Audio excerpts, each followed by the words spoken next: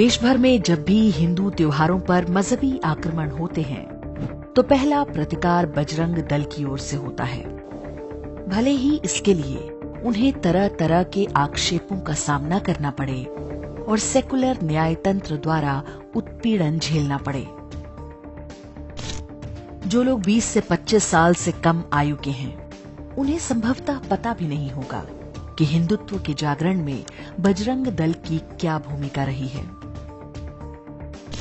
8 अक्टूबर वर्ष 1984 को बजरंग दल की अयोध्या में स्थापना हुई। ये वो समय था जब भारत के अधिकांश राज्यों में हिंदू विरोधी सरकारें हुआ करती थीं। मुस्लिम तुष्टीकरण ही उनका एकमात्र एजेंडा होता था। लगता था मानो हिंदू दूसरी वरीयता के नागरिक हैं। सरकार और पुलिस से न्याय की उम्मीद करना सपने की तरह था। ऐसे अंधकार भरे समय में बजरंग दल आशा की किरण की तरह सामने आया। इनका ध्येय वाक्य था सेवा, सुरक्षा और संस्कार। और काम करने की शैली बिल्कुल हनुमान जी की सेना वाली। ये धर्म के रक्षक थे जिन्होंने राम मंदिर के लिए मुलायम सिंह यादव की पुलिस की गोलियां अपनी छाती पर खाईं। छोटे छोटे शहरों में मजहबी माफियाओं का आतंक हुआ करता था। बात बात पर तलवारें और चाकू लहराए जाते थे।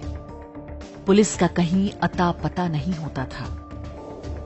तब हिंदुओं के मकानों, दुकानों, संपत्ति और स्त्रियों की रक्षा के लिए बजरंग दल आगे आया। जब मजहब विशेष द्वारा हिंदू लड़कियों को बहलाने, फुसलाने और उनके शारीरिक शोषण का अभियान शुरू हुआ तो यही बजरंग दल दीवार बनकर खड़ा हो गया। बजरंग दल के कार्यकर्ता सामाजिक मुद्दों को लेकर जागरूक होते थे। आवश्यकता पड़ने पर लाठी उठाना और चलाना भी जानते थे। बजरंग दल की शाखाएं देखते ही देखते पूरे देश में फैल गईं। उत्तर प्रदेश के छोटे बड़े शहरों में महिलाओं की एक पूरी पीढ़ी मिल जाएगी जिन्होंने बजरंग दल के भरोसे ही स्कूल से लेकर बीए, एमए तक की पढ़ाई पूरी कर ली। माता पिता निश्चिंत होते थे कि बेटी शाम को सुरक्षित घर लौट आएगी। ये वो समय था जब बजरंग दल दहेज के बिना शादी के लिए अभियान चलाता था।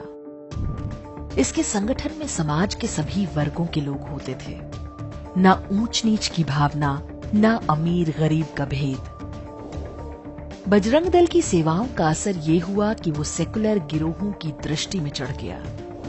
इसके बाद आरंभ हुआ बजरंग दल को कलंकित करने का खेल, केवल भारत ही नहीं पूरे विश्व में। वर्ष 1992 में बाबरी उन्मूलन के बाद बजरंग दल पर प्रतिबंध लगा दिया गया। बाद में इसे हटाना पड़ा। वर्ष 1998 में ईसाई नियंत्रण वाली अंतर्राष्ट्रीय संस्था ह्यूमन राइट्स वॉच ने बजरंग दल पर चर्च हमले का आरोप लगाया, लेकिन उसके पास कोई सबूत नहीं था। फिर 2002 के गुजरात दंगों में बजरंग दल को लपेटने की पूरी कोशिश की गई।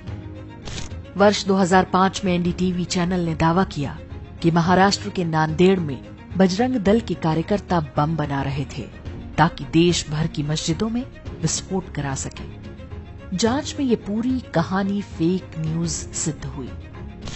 वैलेंटाइन डे के बहाने बजरंग दल को बदनाम करने की कहानियां खूब बढ़ा चढ़ाकर मीडिया पर दिखाई जाने लगी।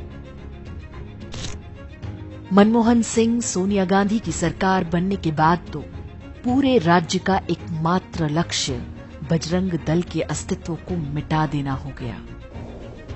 आतंकवाद से लेकर प्रेमी जोड़ों की पिटाई तक के आरोप लगाए गए। बजरंग दल ने भारत में ईसाई मिशनरियों के धर्मांतरण अभियान को चुनौती देने का प्रयास किया था।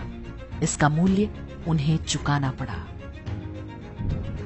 पहले मीडिया ने उसे खलनायक बनाया, फिर उसके नेताओं पर झूठे पुलिस केस और मुकदमे थोपे जाने लगे। सरकारी तंत्र और न्याय व्यवस्था की घृणा का परिणाम ये हुआ कि बड़ी संख्या में बजरंग दल के कार्यकर्ताओं को अपना बलिदान देना पड़ा। राष्ट्र और समाज के लिए बलिदान का ये क्रम आज भी जारी है। उनके लिए ना तो कभी सर्वोच्च न्यायालय ने संज्ञान लिया, न ही मानवाधिकार के नाम पर नौटंकी करने वाले संगठनों ने।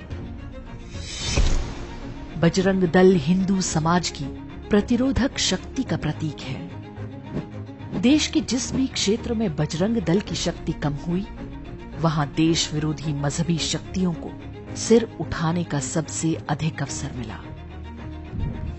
सच ये है कि सुरक्षा सरकार और पुलिस का काम है, लेकिन जहां एक पूरे सामाजिक वर्ग को काफिरों को घेरने, दौड़ाने और मारने का प्रशिक्षण बचपन से दिया जा रहा हो, वहां पर पुलिस थाने के भरोसे बैठने पर वही होता है जो हम आए दिन बंगाल, केरल जैसे राज्यों में देखते हैं।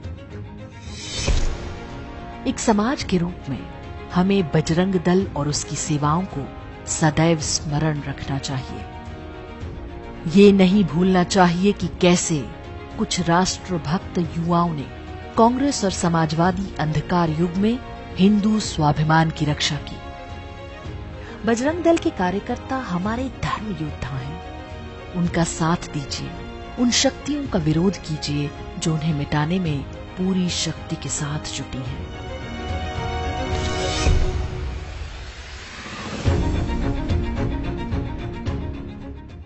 इंडेक्स ऑनलाइन के वीडियो समाज को समर्पित हैं। आप इनको डाउनलोड करके जैसे चाहे वैसे प्रयोग कर सकते हैं। चाहे तो आप हमारे टेलीग्राम चैनल से जुड़ सकते हैं। वहां सारे नए पुराने वीडियो आपको मिल जाएंगे। हमारे सोशल मीडिया लिंक हर वीडियो के डिस्क्रिप्शन में होते हैं।